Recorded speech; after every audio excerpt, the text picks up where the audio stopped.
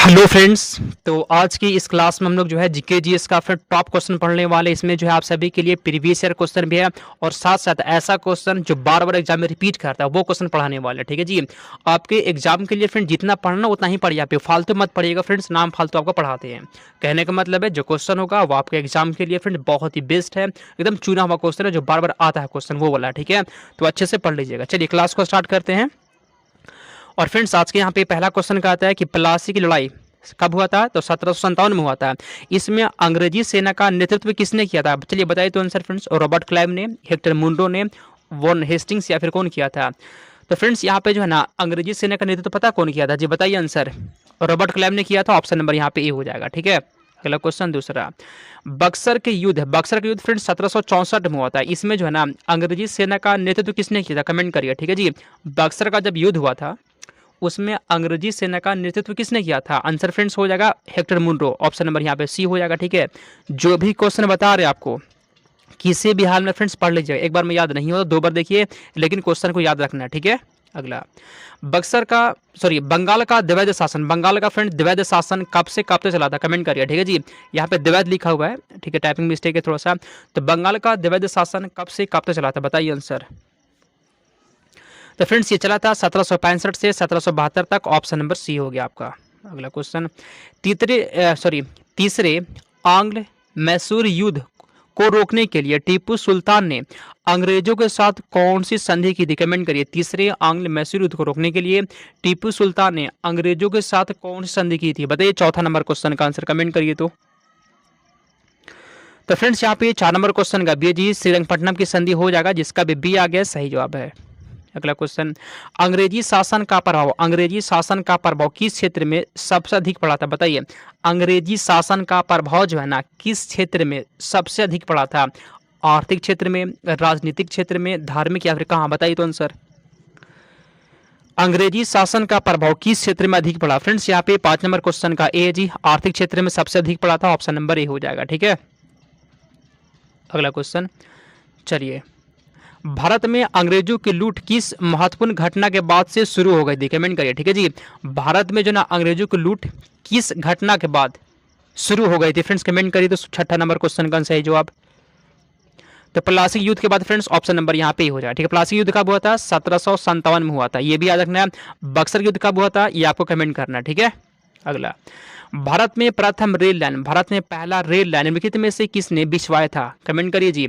भारत में जो है ना रेल लाइन कौन बिछवाया था? कमेंट करिए। सातवां का सही जवाब। तो आंसर यहाँ पे हो जाएगा जॉर्ज क्लार्क ने। किसने? जॉर्ज क्लार्क आपका सही जवाब है। अगला क्वेश्चन। वर्ष 1853 में जो है ना 53 में लॉर्ड डलहौजी ने जो पहली टेलीग्राफ लाइन शुरू की थी वह किसके बीच था? कमेंट करिएगा। ठीक है जी, क्वेश्चन पूछेगा ना कि पहली टेलीग्राफ लाइन किसने शुरू किया था? लॉर्ड डलहौजी आंसर हो जाएगा। ठीक है जी। तो फ्रेंड्स वो कहां तक हुआ था? बताइए आठवां का सही जवाब है। किसके बीच? कलकत्ता से आगरा के बीच। फ्रेंड्स यहाँ पे आप सभी का डी हो जाए। ठीक है, कलकत्ता से आगरा के बीच सही जवाब है। अगला क्वेश्चन।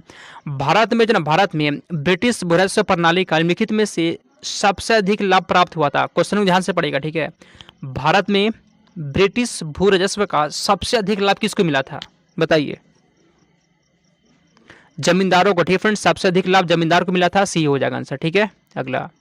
भारत में सबसे पहला सूती वस्त्र मिल किस शहर में स्थापित किया गया था? कमेंट करिए आंसर क्या होगा बताइए। ठीक है, और क्वेश्चन पूछा ना जी, देखिए अगर क्वेश्चन पूछा कब खुला था सूती वस्त्र का मिल पहली बार? फ्रेंड्स 1854 में खुला था। कब खुला था?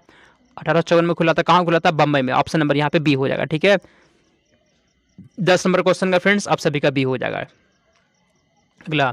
किस सिख गुरु ने फारसी में जफरनामा लिखा था? बताइए। किस सिख गुरु ने फारसी में जफरनामा लिखा था? 11 का सही जो बताइए तो। गुरु गोविंद सिंह आंसर यहाँ पे हो जाएगा फ्रेंड्स। ऑप्शन नंबर सी होगा। ठीक है, चलिए जो लोग भी तैयारी कर रहे हैं ना या फिर जिनको एग्जाम देना 2026 में, ध्यान से सुनिएगा। नोट्स के लिए फ्रेंड्स आप सभी पता है जी, हम जो नोट्स तैयार करते हैं ना, मतलब जो नोट्स देते हैं वो बहुत बच्चे ले भी चुके हैं फ्रेंड्स। और पिछले बार सबसे ज़्यादा बच्चे नोट से पढ़े थे और कम समय में। ठीक है जी, कम समय बहुत अच्छा नंबर है। किसी का फ्रेंड किसी ने 100 नंबर को लाया है, कोई फ्रेंड्स 101 नंबर, कोई 90 नंबर, कोई 94, ऐसे कम समय में पढ़कर फिर नोट्स से और क्लास देखे थे। बस नोट्स ले लीजिए और क्लास करिए। नोट्स लेने के लिए मेरा व्हाट्सअप नंबर यहाँ पे है फ्रेंड्स। ठीक है जी, 92 41 21 66 96। ठीक है फ्रेंड्स, चलिए इस पर मैसेज करिएगा, आपको नोट्स मिल जाएगा। ठीक है, क्वेश्चन पे आते हैं। चलिए, भारत में डाक व्यवस्था शुरू करने वाला ब्रिटिश गवर्नर जनरल कौन था? भारत में जो है ना डाक व्यवस्था को शुरू करने वाला वह कौन था? बताइए जी 12 का आंसर। भारत में डाक व्यवस्था कौन शुरू किया था? डलहौजी। ऑप्शन नंबर यहाँ पे ही हो जाएगा। और ये डलहौजी फ्रेंड्स पहली बार जो है रेल चलवाया था। कौन? यही डलहौजी। और यही जो है ना डाक व्यवस्था को शुरू किया था डलहौजी, याद कर लीजिएगा। 1757 में सिराजुद्दौला किसके द्वारा पराजित किया गया? 1757 में सिराजुद्दौला को हराया कौन था? बताइए। चलिए, कैनिंग, हेस्टिंग्स, क्लाइव, कॉर्नवालिस। तो फ्रेंड्स आंसर यहाँ पे क्लाइव है, ठीक है जी। रॉबर्ट क्लाइव हराया था किसको? सिराजुद्दौला को 1757 में। अगला, ब्रिटिश सरकार ने भारत में अस्थायी बंदोबस्त कब लागू किया गया? ब्रिटिश सरकार ने भारत में अस्थायी बंदोबस्त कब लागू किया था? अस्थायी बंदोबस्त लागू कब हुआ था? बताइए आंसर।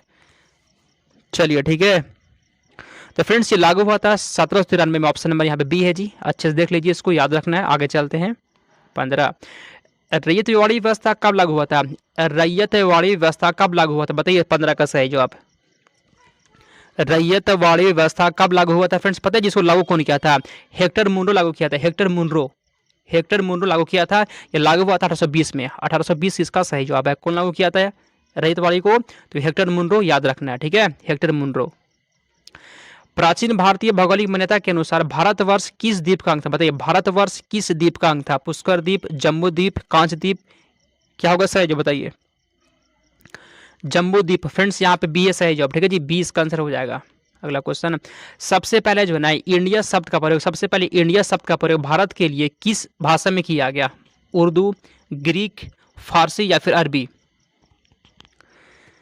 तो फ्रेंड्स यहाँ पे 17 का बी है फ्रेंड्स, ग्रीक भाषा हो जाएगा, जिसका भी बी आ गया सही जवाब है, ठीक है। आगे चलते हैं हम लोग। 18, भारत की मुख्य भूमि का दक्षिणी सीमा बताइए। भारत की मुख्य भूमि का दक्षिणी सीमा, इसमें से सही जवाब क्या होगा जी? तो मुख्य भूमि का दक्षिणी सीमा 8 डिग्री 4 मिनट उत्तरी अक्षांश है। ऑप्शन नंबर यहाँ पे सी हो जाएगा, ठीक है। 8 डिग्री 4 याद कर लेना है। अगला क्वेश्चन, भारतीय मानक समय आधारित है। भारतीय मानक समय आधारित है, बताइए किस पर? भारतीय मानक समय किस पर आधारित है? 19 को कमेंट करिए। तो फ्रेंड्स आंसर यहाँ पे हो जाएगा 82.5 डिग्री पूर्वी देशांतर पर। 82.5 डिग्री पूर्वी देशांतर पर भारतीय मानक सीमा आधारित है, यहाँ पे सी हो जाएगा, ठीक है। अगला, भारत का प्रामाणिक समय उस स्थान का स्थानीय समय है जो स्थित है। कमेंट करिए। भारत का जो फ्रेंड्स प्रामाणिक समय है ना, भारत का प्रामाणिक समय उस स्थान का स्थानीय समय है जो स्थित है दिल्ली के समीप, कोलकाता के समीप, इलाहाबाद के समीप या भोपाल के समीप। तो फ्रेंड्स यहाँ पे इलाहाबाद के समीप हो जाएगा। 19 नंबर क्वेश्चन का सी हो गया आपका। आगे चलते हैं 20 नंबर क्वेश्चन, भारत का धूर दक्षिणी भाग की भूमध्य रेखा से दूरी कितनी है? कमेंट करिए। तो ठीक है जी, 776 किलोमीटर, 867, 876, 916 किलोमीटर। तो यहाँ पे फ्रेंड्स 20 नंबर क्वेश्चन का आंसर हो जाएगा 876 किलोमीटर। आप सभी का सी है, ठीक है। अगला क्वेश्चन, भारत की स्थलीय सीमा की लंबाई कितनी है? बताइए। भारत की स्थलीय सीमा की लंबाई कितनी है? कोई बता सकता है? बताइए तो 21 का आंसर। भारत की स्थलीय सीमा की लंबाई जो है फ्रेंड्स हो जाएगा 15,200 किलोमीटर। कितना है जी? 15,200 किलोमीटर। किसका? सिर्फ यहाँ बात हो रहा स्थलीय सीमा का, स्थलीय सीमा, तो 15,200 किलोमीटर। 22 नंबर क्वेश्चन, हिमालय पर्वत एक प्रकार है। हिमालय पर्वत किसका प्रकार है जी? बताइए तो। ये सब क्वेश्चन आता है, ठीक है। और फ्रेंड्स यूट्यूब पे मत भटकिएगा, यहाँ पढ़ रहे वहाँ, ये गलती मत करिएगा, ठीक है। बहुत ऐसी हैं यूट्यूब पे जो आपको ना पढ़ाएंगे कम बात खूब करते हैं, वो क्लास मत करिए प्लीज़, ठीक है। आपका टाइम बहुत वेस्ट हो जाएगा। आप वैसा क्लास करिए जहाँ पे सिर्फ पढ़ाई का बात हो, ठीक है जी। तो फ्रेंड्स आप हम जो पढ़ा रहे इसको बस पढ़ते चलिए, आपका तैयारी बहुत अच्छा हो जाएगा फ्रेंड्स। क्वेश्चन सुबह मैच करता है, ठीक है। तो फ्रेंड्स यहाँ पे 22 नंबर क्वेश्चन का पता है क्या आज? बताइए। हिमालय पर्वत फ्रेंड्स ये वलित पर्वत है, ठीक है जी। वलित पर्वत का प्रकार है, यहाँ पे बी हो जाएगा। अगला क्वेश्चन, भारत में सबसे ऊंची पर्वत चोटी कौन सी है? भारत में सबसे ऊंची पर्वत चोटी कौन सी है? कमेंट करिए 30 का आंसर, ठीक है। भारत में सबसे ऊंची पर्वत चोटी कौन सी है? गॉडविन ऑस्टिन फ्रेंड्स सबसे ऊंची, ऑप्शन नंबर ए। अगला, भारत में हिमालय की सर्वोच्च पर्वत चोटी बताइए। भारत में जो है हिमालय का सर्वोच्च पर्वत चोटी नंदा देवी, नंगा पर्वत, कंचनजंगा या फिर धौलागिरी? तो 24 नंबर क्वेश्चन का फ्रेंड्स यहाँ पे सी है जी, कंचनजंगा हो जाएगा फ्रेंड्स। ये जो है ना हिमालय की सबसे सर्वोच्च चोटी है जो भारत में है, और ये कहाँ पे फ्रेंड्स, सिक्किम में हो जाएगा। ठीक है जी, ये कहाँ पर, सिक्किम में है। अगला, भारत की कौन सी पर्वत श्रेणी नवीनतम है? इसमें से कौन सी पर्वत श्रेणी सबसे नवीनतम है? सह्याद्री, अरावली, हिमालय या फिर सतपुड़ा? बताइए 25 का आंसर। इसमें से सबसे नवीनतम कौन सा है जी? सबसे नवीनतम कौन सा है? हिमालय फ्रेंड्स इसमें सबसे नवीनतम है। ऑप्शन नंबर यहाँ पे सी हो जाएगा, हिमालय। अगला क्वेश्चन, इसमें से कौन भारत का सर्वोच्च पर्वत शिखर है? बताइए भारत का सर्वोच्च पर्वत शिखर कौन है? बताइए तो 26 का आंसर। भारत का सर्वोच्च पर्वत शिखर बताए थे आपको, कंचनजंगा हो जाए फ्रेंड्स। ये कहाँ पे, सिक्किम है। कहाँ पर है? ये सिक्किम है, याद कर लीजिएगा। ठीक है, ये सब क्वेश्चन ना रिपीट करता है। इसमें से कौन सी हिमालय की पर्वत चोटी असम राज्य में? बताइए इसमें से कौन सी हिमालय की पर्वत चोटी असम राज्य में है? नंदा देवी, नामचा बरवा, धौलागिरी या फिर कंचनजंगा? 27 का कमेंट करिए तो। इसमें से कौन सी हिमालय की पर्वत चोटी असम राज्य में? फ्रेंड्स कमेंट करिए 27 का आंसर। नामचा बर्मा फ्रेंड्स ये पता कहाँ भी, असम में हो जाएगा। ठीक है जी, हिमालय की पर्वत चोटी है नामचा बरवा, ये आपका असम में हो जाएगा। ठीक है, नंदा देवी कहाँ पे फ्रेंड्स? ये उत्तराखंड में है। अगला क्वेश्चन है, हिमालय की उत्पत्ति किस भूसनती से? हिमालय की उत्पत्ति किससे हुआ जी? टेथिस, शिवालिक, गोदावरी या फिर क्या होगा? बताइए 28 का आंसर। टेथिस। ठीक है फ्रेंड्स, यहाँ पर टेथिस आंसर हो जाएगा, ऑप्शन नंबर ए। अगला क्वेश्चन, चलिए, हिमालय का फ्रेंड्स पाद प्रदेश मतलब फुटियर रेंज निम्नलिखित में से किस नाम से जाना जाता है? ट्रांस हिमालय, महान हिमालय, पीर पंजाल या फिर शिवालिक? कमेंट करिए 29 का आंसर। उसे फ्रेंड्स शिवालिक कहते हैं, जिसका भी डी आ गया बिल्कुल सही जवाब है। अगला क्वेश्चन 30, नंदा देवी फ्रेंड्स कहाँ है जी? नंदा देवी स्थित है कहाँ पर? बताइए तो 30 का आंसर है। नंदा देवी कहाँ स्थित है? बताइए 30 का आंसर। ये उत्तराखंड में फ्रेंड्स, आंसर यहाँ बी। कहाँ पे जी? उत्तराखंड में हो जाएगा।